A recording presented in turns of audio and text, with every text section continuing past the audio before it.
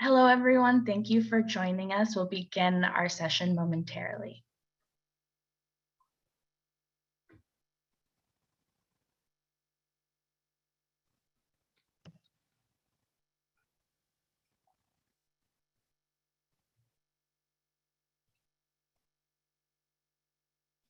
Thank you for joining. We will start momentarily.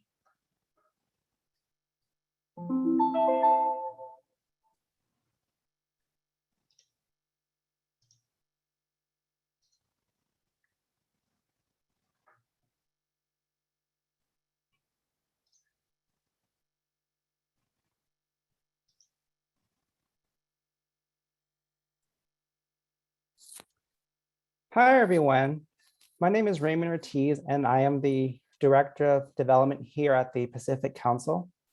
Thank you for joining us on this webcast on China's Belt and Road Initiative as part of our Edgerton series on responding to a rising China. This will be our final installment of the series, and I wanted to thank the Edgerton Foundation for their support. The series came about from an idea they had, and we are grateful for the opportunity to have designed and executed these events as their partners. While the series is coming to an end, conversations about China are important now more than ever. I'm honored to introduce our moderator for today, Karen Zhu. Karen is an assistant policy researcher at the RAND Corporation, a PhD candidate at the Pardee RAND Graduate School, and an adjunct lecturer at the Sol Price School of Public Policy at the University of Southern California. Her research interests include infrastructure development in emerging markets, program evaluation, the Belt and Road Initiative, BRI, and China's engagement with the world. Prior to joining RAND, Karen was the International Affairs Manager at the Research and Development International of the Chinese Academy of Social Sciences. There, she led internal cooperation of the Institute in working with partners from Pakistan, Indonesia, Iran, and Kazakhstan in promoting the implementation of the BRI. And now, Karen, I will turn it over to you. Thank you very much, Ray, for your kind introduction. And thank you everyone for joining us for this hopefully stimulating discussion about the Belt and Road Initiative. And as we all know that the Belt and Road Initiative is recently really heatedly debated. And the Belt and Road Initiative is infrastructure driven and yet covers so many different dimensions, including connectivity, trade and investment, policy coordination, and international cooperation. Although it is so much discussed, actually it is really far less understood.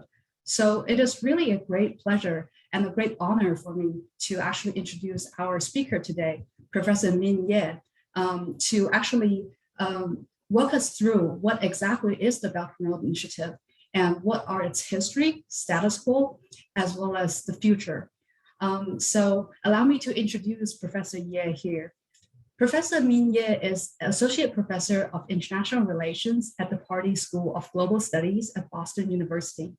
Her research situates in the nexus between domestic and global politics and the intersection of economics and security, with a focus on China, India, and regional relations. Her publications include The Belt, Road, and Beyond, State Mobilized Globalization in China, 1998 to 2018, published by the Cambridge University Press. And this is actually a book that I highly admire and really enjoy reading, and I highly recommend it to all of you. Her other publications include Diasporas and Foreign Direct Investment in China and India, and The Making of Northeast Asia. So thank you very much, Professor Ye, for joining us. I would maybe it would be great for you to have a few words as opening remarks regarding the Belt and Road Initiative.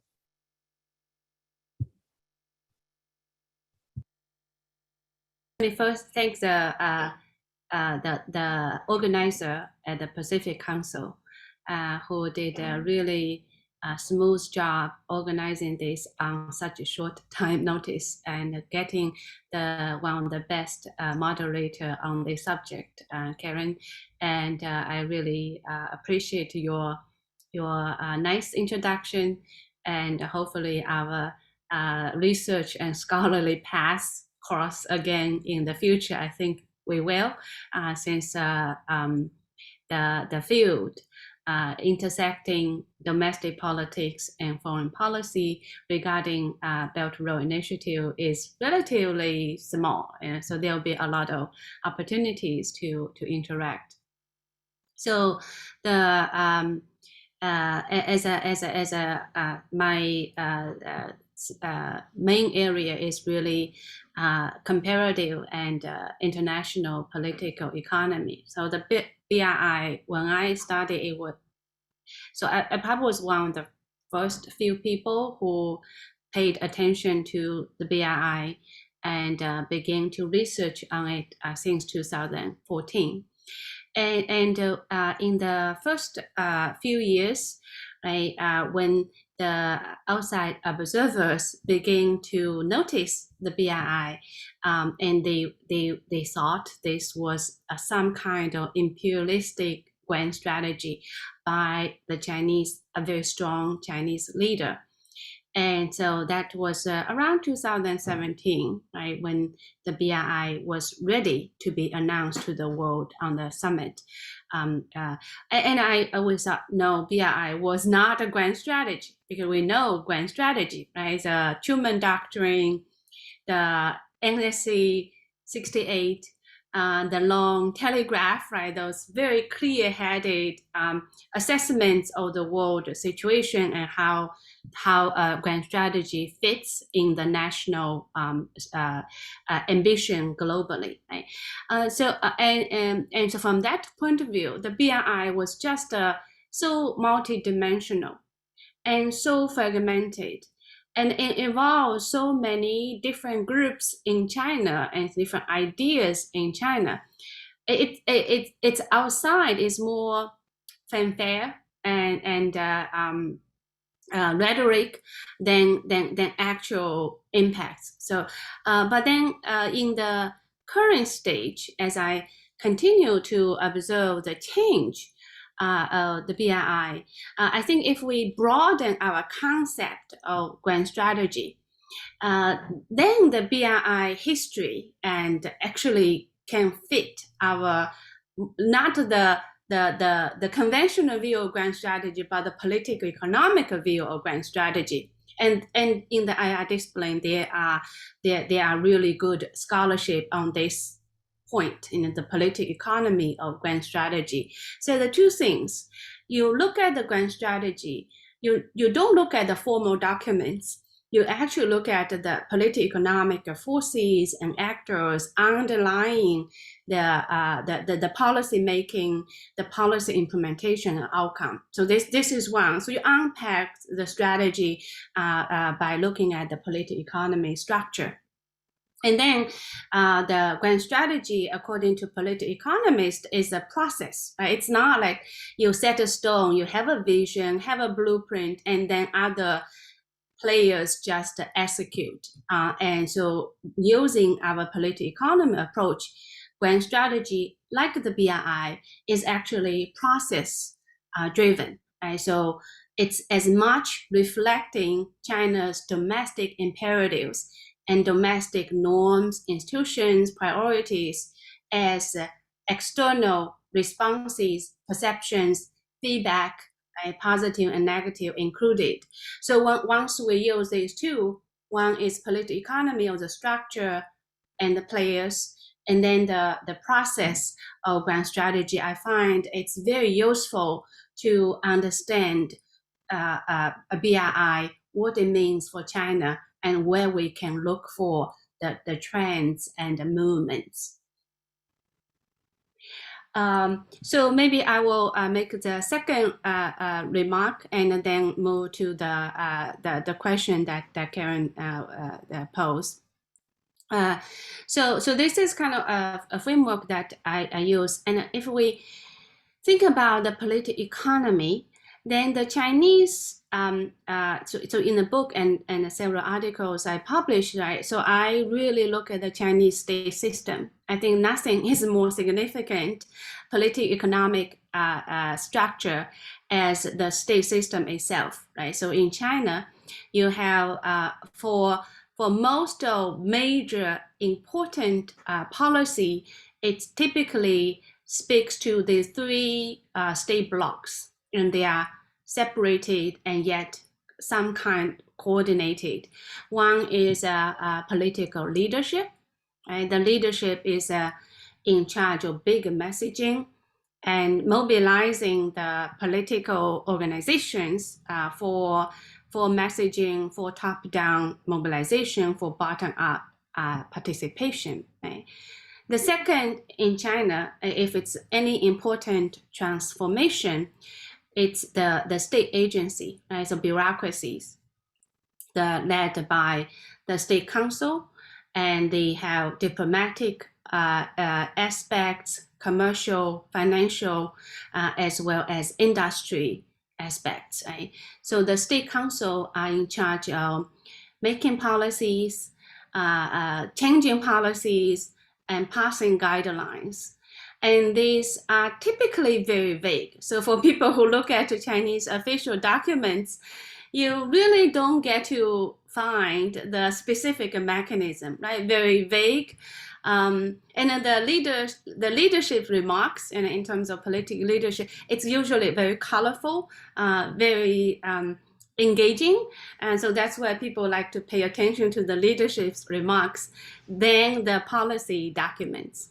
But the policy documents only offers directions. So in all my work, I think, Karen, when you study infrastructure, that's particularly pertinent, right?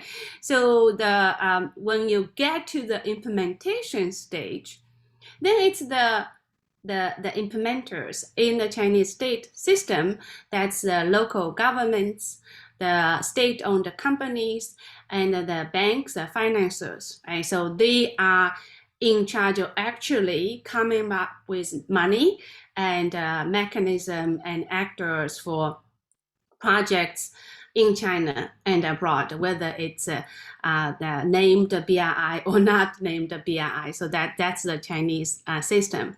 In terms of process, I think so far we have experienced kind of BRI 2.5 stage, right? So the first stage I think is kind of the policy initiation stage from 2014 to 2017, and it's the audience was domestic, right? So as President Xi spoke to the ministers and provincial governors heads in late 2014.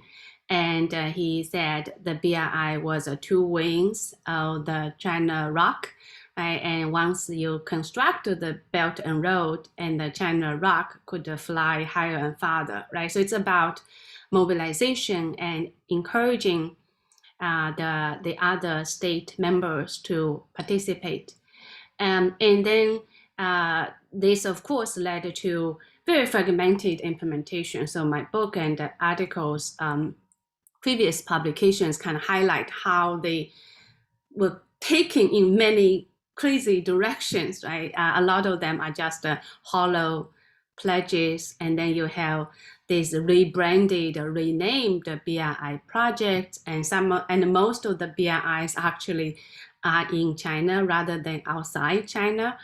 So that was a very significant and diverse interpretation of BRI by Chinese implementers.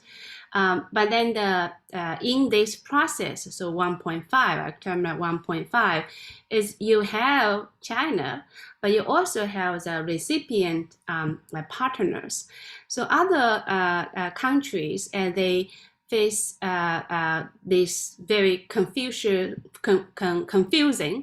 and yet very rhetorically ambitious BRI project. And then externally, there are lots of costs as well, right? So you have charges of Chinese debt traps, entrapping others by using BRI loans, or China possessing strategic assets abroad, or China undermining the environment and social inclusions in its less than standards infrastructure and resources investment. And above all, it kind of rallied a set of strategic competition with the United States. Right? So the 1.5 stage is really this interface of China's overture and then the recipient's backlash. And of course, it's not all bad. A lot of countries were attracted by the BRI and joined and signed the MOU with BRI. But that kind of costs were also very clear. So in the BRI 2, it's as indicated by the BRI Summit 2 in Beijing early 2019, right?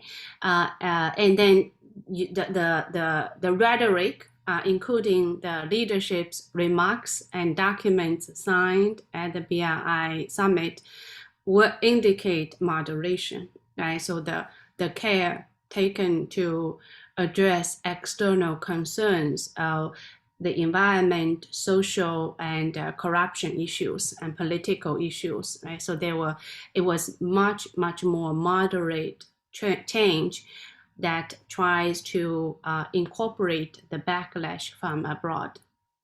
And so I think in 2019, the BRI moderation was already started, but then the COVID happened, right? So COVID was really a test for BRI and remains so.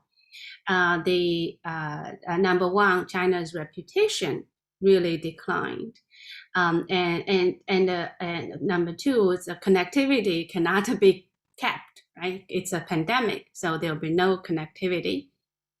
And then the third is because BRI is not one-side project, it's mutual. So the recipients, their financial burdens, their borrowing power have declined. So all those created challenges to the trajectory and continuity of the BRI.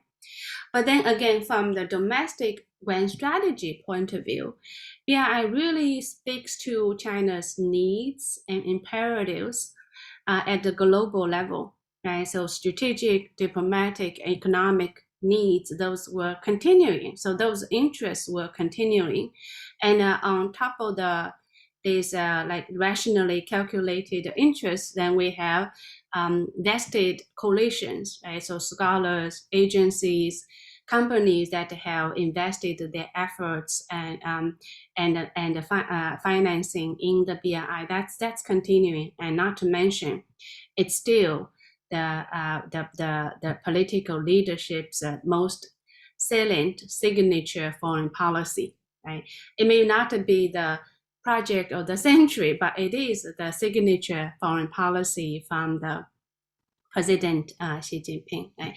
So it kept to existing. It continued to exist in China and continue to have a wide support from the Chinese state system, and yet the reality is there are a lot of changes. So we anticipate and we already observe a lot of changes nowadays. For example, hard infrastructure is conceding to soft infrastructure, large scale, and in particular, right, the coal-powered resources investments are basically discontinued.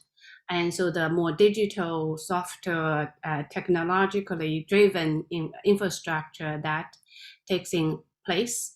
And also it has to be adapting to a much robust opposition and competition from the United States and its allies in these feasible localities or feasible regions and countries.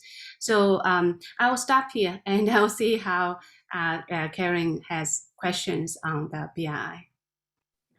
Yeah, thank you so much, Professor Ye, for such an informative lecture that's really all-encompassing. So you started with the political economy of the BRI and then talked about the political structure in China that guides BRI implementation. And you also walked us through the several stages of development of the BRI and some new developments since COVID-19 pandemic, and also some of the challenges facing the BRI at large. Wow, that's a big feast for any BRI enthusiasts, including me. So I want to get started with some really broad question. So I think one of the key challenges for understanding the BRI is because it is so grand and it keeps evolving. Would you use 3 keywords to summarize what's most critical about the BRI? Mm-hmm. Yeah, that's very good question. I think it's the impulse is to offer simple framing, and this is easily done by adversaries to the BRI. The debt traps, we know it's not true, but it became the most popular framing of BRI, and weaponization. We know it's not there yet, but again, it's a very popular framing. Or some may say this is the giant economic statecraft. Right? So I resist this tendency to offer simple framing. What I can see is none of them are complete. Right? So I guess for a different audience, that's why BRI attracts people in China, because it's really inclusive, right?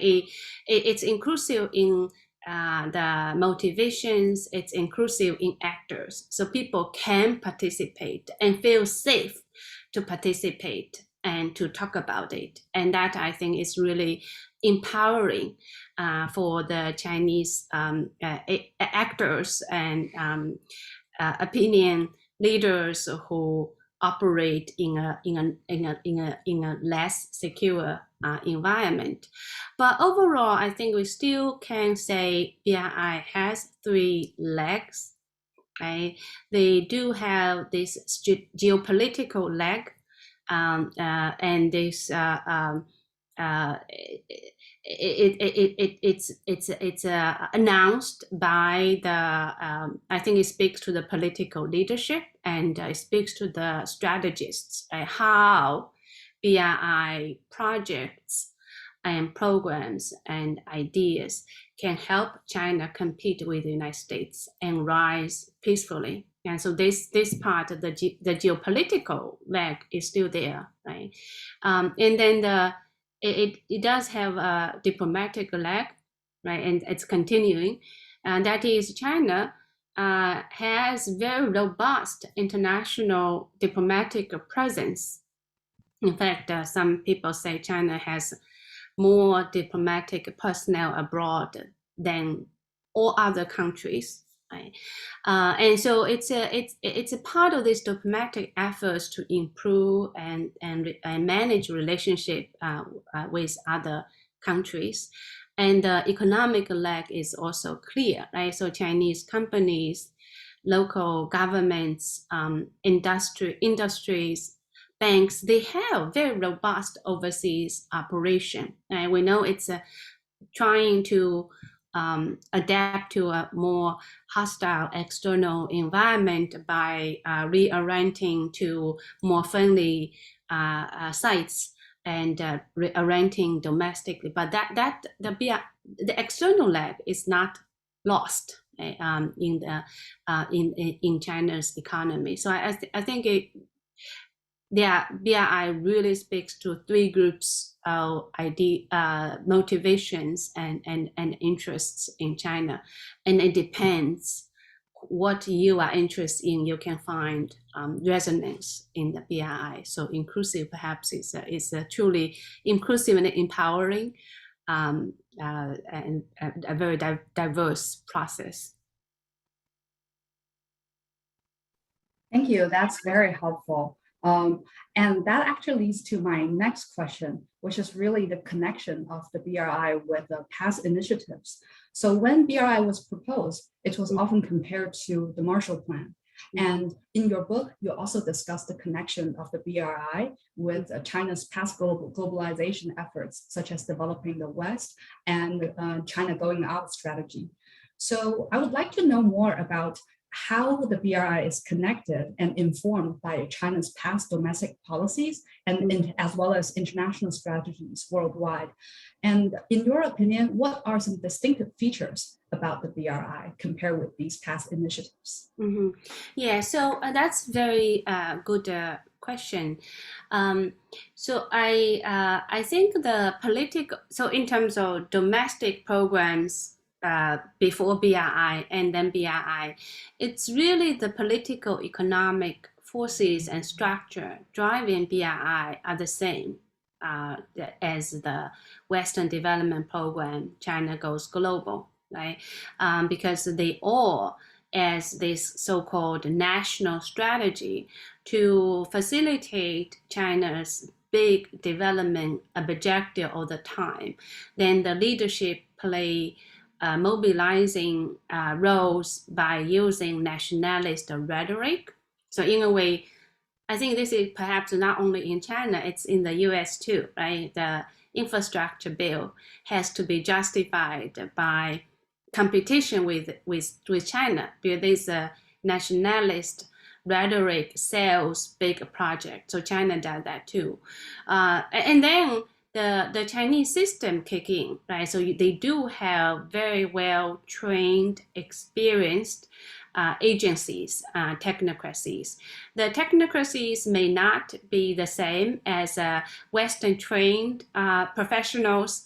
A lot of them are Western trained, but they know their Chinese situations very well and know the Chinese domestic institutions very well. So you see this fragmented implementation that speaks to the local interests and to the sector industry interests as they see fit, right? So you can find this phenomena in the WDP, CGG, and the BRI. And the localities, because again, rooted in the domestic system, the Chinese locality actually have not only autonomy, but also resources to do big infrastructure, right? And so this got mobilized and became the main driver and shaper of the program. I think the BRI, because it has such a strong external leg, and it comes at a time that China is a global power, right? So even China was doing the same thing inside China and making transformative change from 2000 to 2015, right? But to outsiders, few people really pay attention to it. And now the BRI is announced on global stage by a global power and by a very strong leader that kind of amplify the volume and the response to the BRI. The Marshall Plan is very interesting. So the Chinese technocrats proposed a Chinese Marshall Plan in the name of American Marshall Plan, but their idea is kind of how you can use economic infrastructure investments to improve foreign policy, diplomacy, right? So to use economy as tools for security and diplomacy. And that was then proposed in prior to the BRI, and because some of the Chinese like these heads of foreign exchange, chief economists, right? So these people, they saw China's surplus industry and the surplus funds, and then proposing you can expand abroad and expand the external markets and to relieve China's overcapacity, right? And so they just use the Chinese Marshall Plan to sell this kind of go out policy. It's clearly very different from the U.S.-led Marshall Plan, right? And so that's why when the BRI was formally accepted and promoted as China's national strategy, these technocrats actually came out saying we are not doing Marshall Plan because they are doing go out. The Marshall Plan actually has a lot of strategic and political meaning than the technocrats had in mind. And says so China cannot afford doing Marshall Plan abroad, given the reality, the levels of development in China. Right? But I think if we now leaving aside the Chinese debates, just comparing them objectively, I think the differences, of course, they both are some kind of economic statecraft, right? It has diplomatic, geopolitical, and commercial components. But I think the Chinese, because it's a manufacturing power, and it's a seller, not a buyer.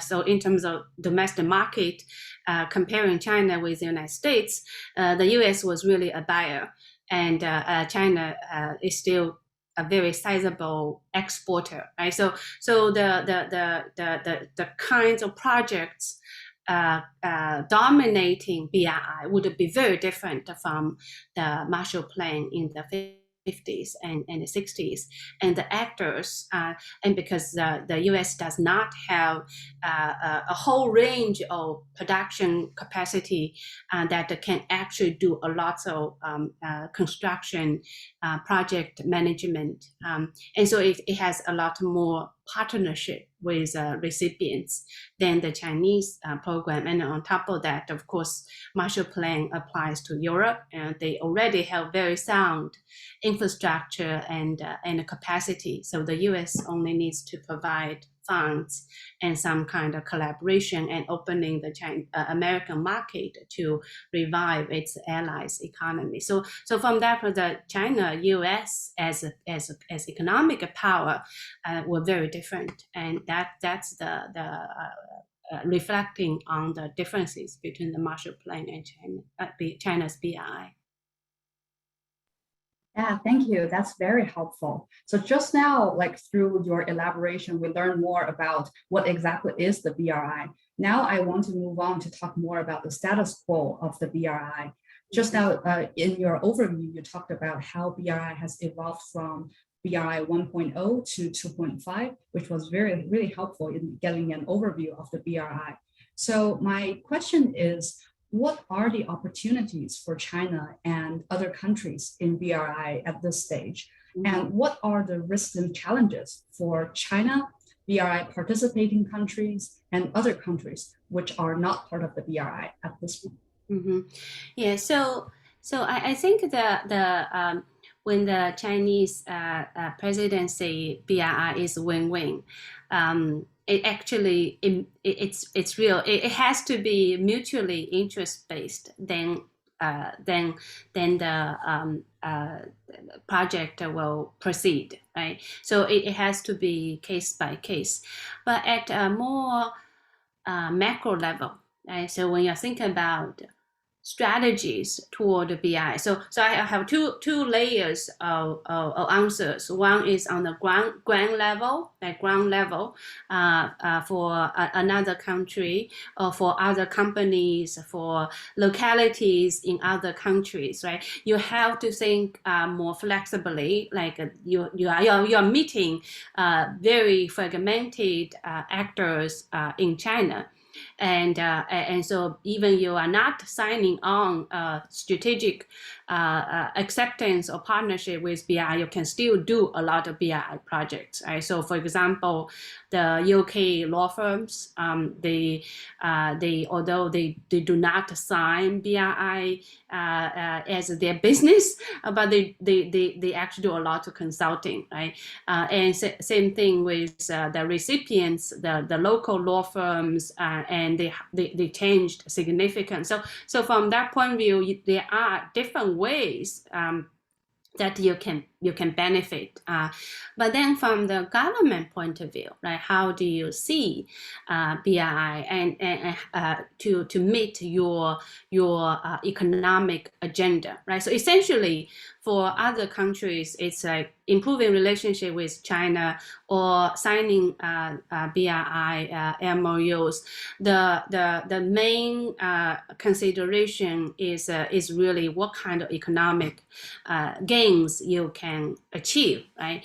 And here I think the calculation is really what China can offer, right, to the world, and that's why BRI is more popular in the developing countries than the developed countries, right? Because what China offers through the BRI is more needed in the developing countries.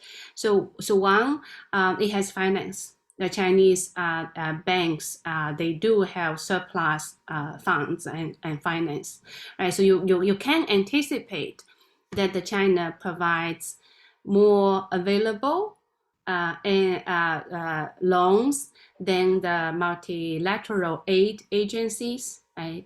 Because those are limited, and then more cheaper loans than the commercial lenders, right? So China kind of has this intermediary space of international financing that they can play. The second is China is an industrial powerhouse, right, with media to upper level technology in infrastructure and the machine building, right? So the recipients, they can, when partnering with China's investors, and they can ask for technology transfer, right, and for upgrading domestic infrastructure. So there is actual industry and technology spillover from China, and lastly is that China is a market. Right? So to many countries, so far, the market seems to go faster in resources and energy. But if the consumer markets can be revitalized, for example, in the Central Eastern European, this consortium, the Eastern Europeans, they have certain manufacturing products and medical products that actually can find bigger markets in China. So those are sources, opportunities, and the countries. So to summarize, countries can calculate what they can gain from this partnership with BRI. And then for individual firms, organizations, even the country is not signing on the BRI at project level, there's opportunities. What about challenges? Challenges, I guess it's for the recipients, they don't know much, so the experience of working with the Chinese will be challenging, and so there are a couple of challenges. One is a real one because the China as a new investor, and the Chinese capacity in dealing with foreign communities and local communities actually are very, very weak. Right? So they tend to be not open about a lot of things, and so you can't assume that you are entering a project with China that will be the same as with some other partners, right? And then the Chinese also, they due to the lack of experience, and they tend to prefer social relations and work within their own the state system, right? So the external, the so-called tech transfer, the industrial spillover may not take place as you desire. So this will lead to disappointment and disillusionment. And on top of that, because of the Chinese the lack of transparency and sometimes the lack of accountability, and the shortcuts are often to work with power holders, right? So in a way, this reputation and the individual cases can become politically damaging to the politicians in the recipient countries, and then become a diplomatic reputation cost to China.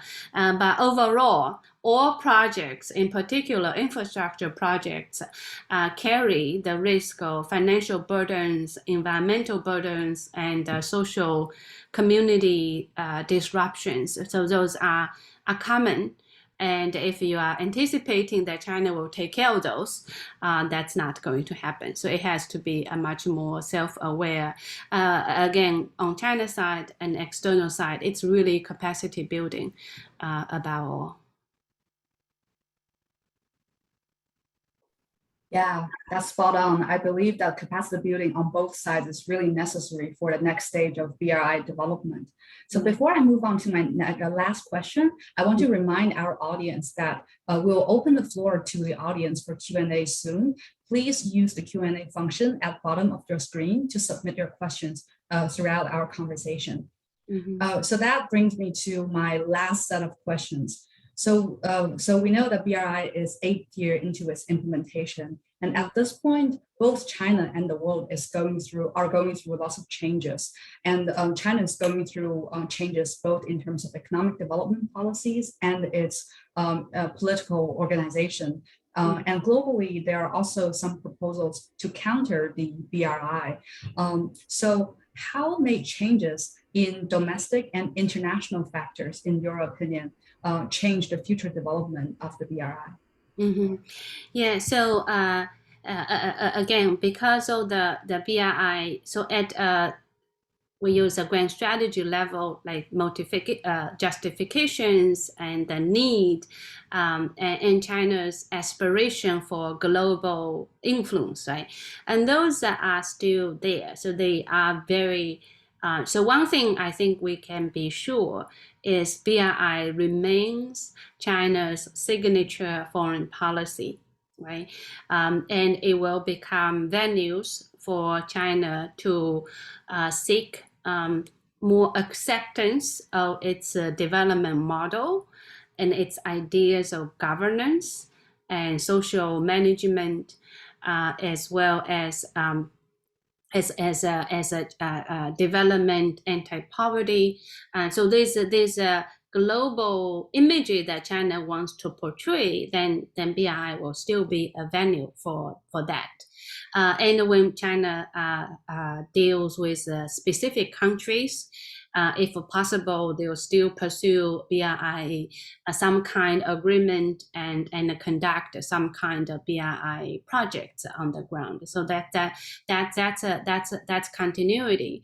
But I think the reality is the capacity, the financing capacity of the developing countries in Africa, Central Asia, and Latin America are in decline. So China is not going to throw away money for.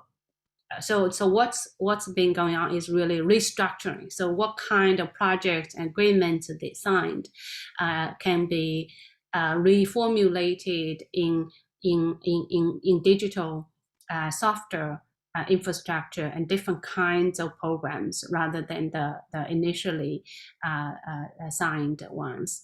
And third, I think it has to meet the again, it's a China led program, right? So the Chinese economic development, and development as a whole now has two angles. One is really the dual circulation, right? So how they can use dual circulation to restructure the kind of supply chains. So supply chains that enhance the dual circulation. Dual circulation is not just about internal, it's like internal and external. So BRI will be, if we think about the technocrats or the local governments, the SOEs, when they think about BRI, is how they help them achieve restructuring the supply chains and working on internal and external linkages more smoothly for them as implement the dual circulation, right? And then China has another one is climate change. That's a real deal, right? So to meet climate change, they have to think about new technology, green technology, and green transportation, digital services sector, health sectors, right? So BRI will be oriented toward that as well. Maybe last point on the common prosperity in China, right? So this again has a lot of popular support. But on the other hand, so as reflected in BRI is they begin to add the anti-poverty components to it, and then the competition side, right? Competition has always been there. So don't forget that since the beginning or even before the BRI, the Japanese, the French, the UK, they are very sizable infrastructure players, right? So they are important, and in Africa and Southeast Asia in particular, the Japanese, you really had competing with China.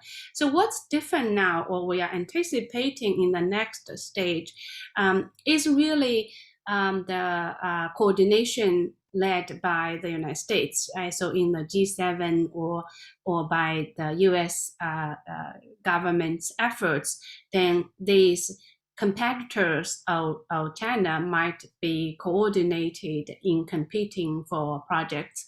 I think the Chinese perhaps will take it more relaxed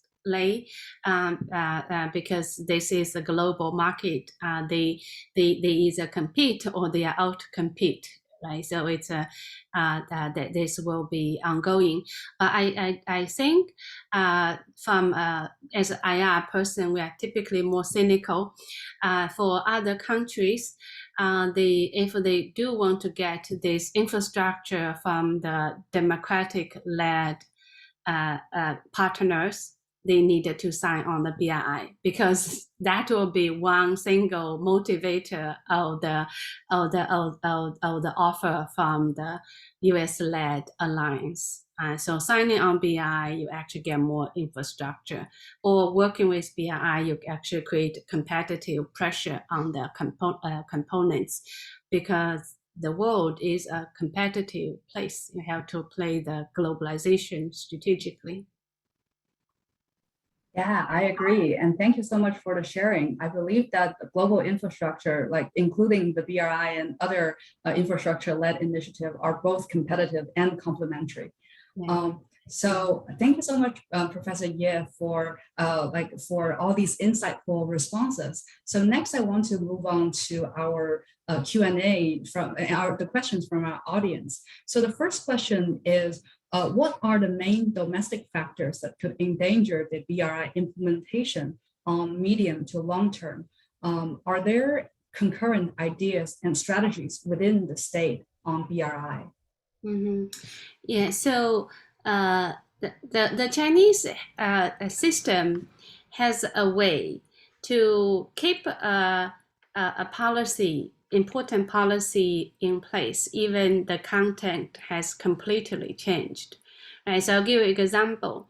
The Western Development Program was announced in 1999. right? And to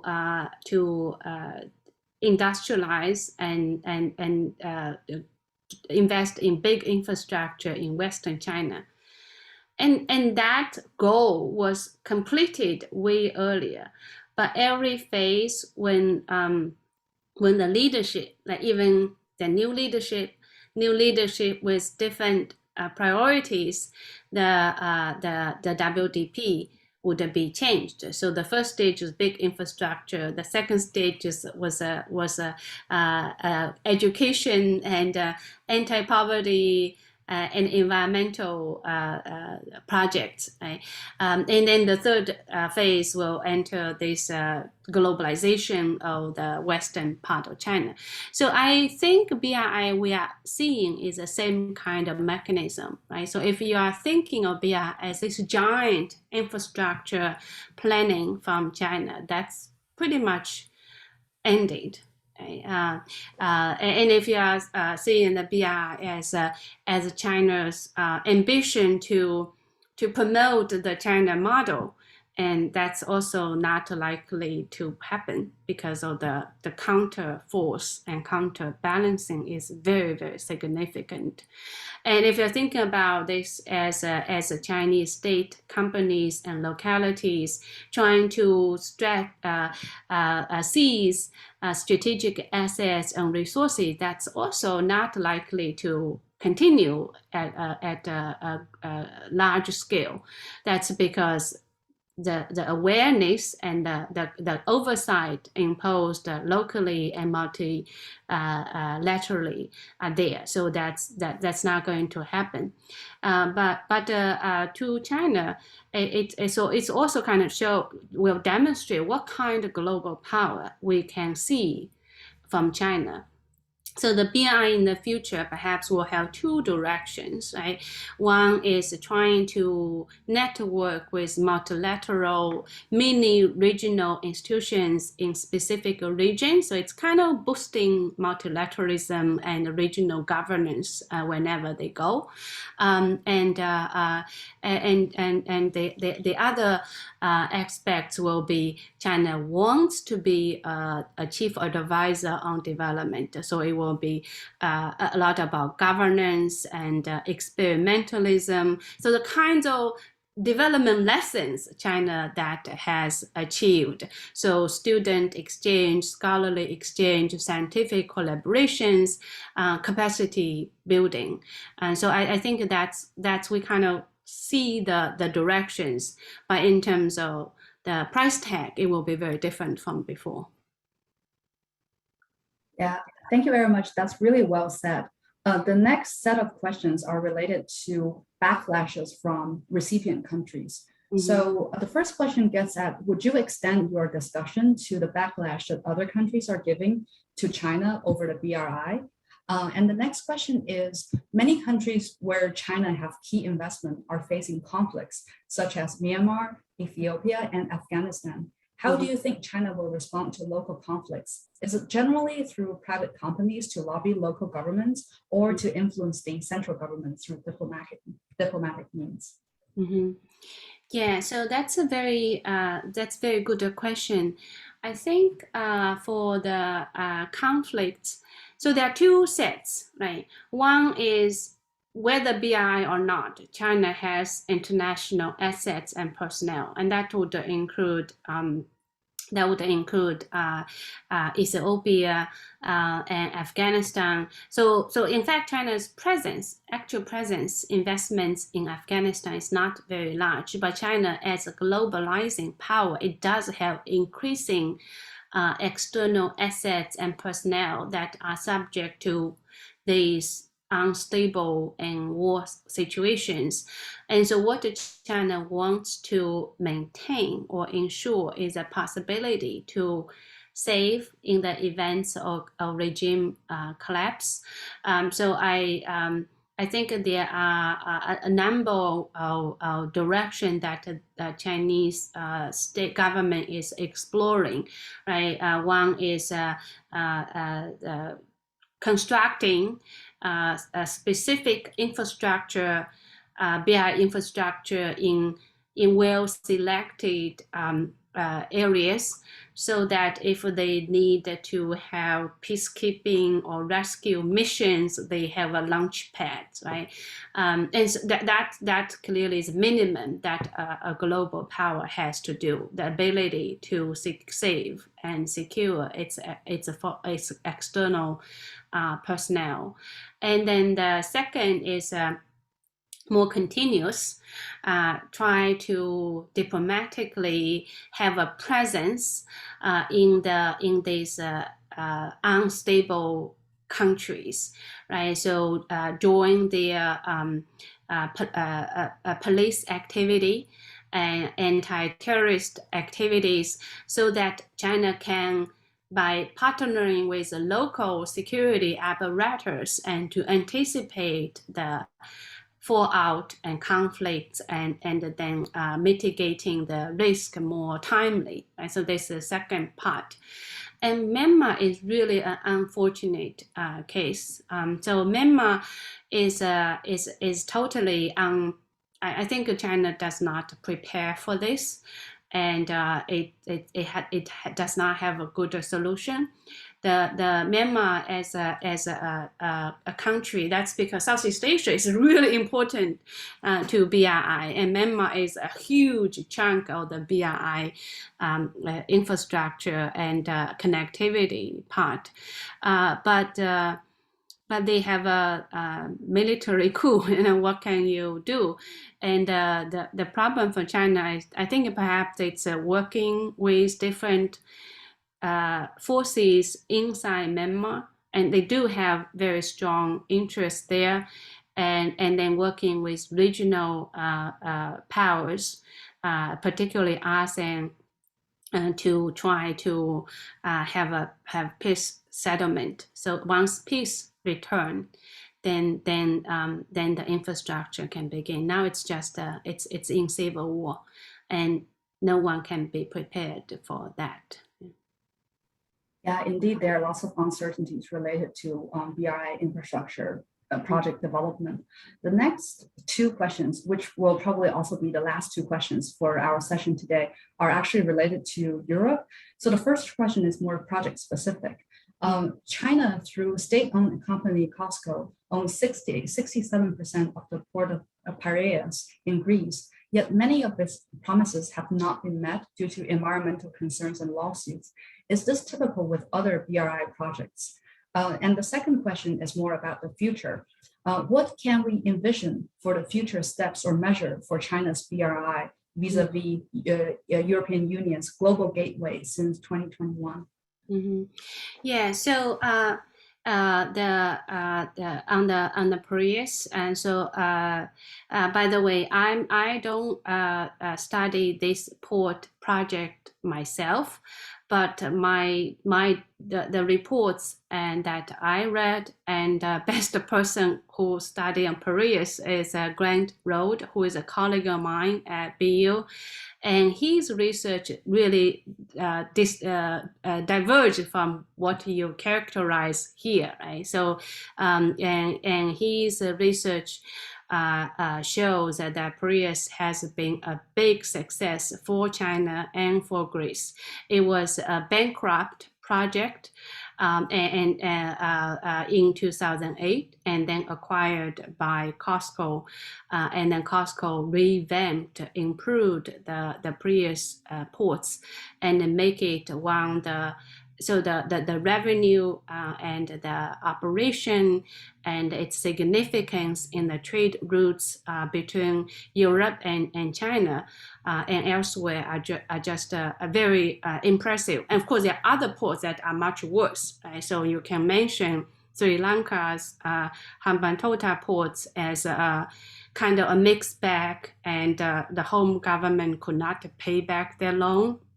And then even the CPEC Pakistan in Pakistan, the Qatar port, it's studying, but the progress is being delayed, and the idea is to develop over long term a viable special economic zone with a lot of commercial activity. That's not happening yet. right? So it's just still a bony port. So compared to a lot of the ports, then the Prius, according to my colleague Gwen Road, is really an excellent success. So you can find his report online. But in general, I think Europe, in particular after the last year, so I mentioned China's image, right, really tanked significantly after the COVID outbreak, and the biggest negative impact is in Europe. And I think that's because Central Europe and Eastern Europe, and they know China very little, and so their knowledge of China is. Their interaction with China is late coming, and then the media really portrays incredibly distorted images. For example, China occupies only 1% of the export or trade volume, and somehow the media portrays the whole country was sold to China. Right? And so I think, and then Western Europe, because of the human rights issue and China's domestic politics, so China has very, very significant backlash in Europe, and that's not common worldwide. Yeah, thank you very much, Professor Ye. And due to time limitation, that's the questions that we can take so far. And I really want to take this opportunity to thank you, Professor Ye, for this wonderful session. And I've been studying the BRI for 7 years, and yet I still learned a ton from your discussion about the BRI. And I hope all the audience feel the same. And I really hope that in future we can continue the conversation. And thank you so much for joining us. Thank you, and goodbye. Yeah, thanks. Bye.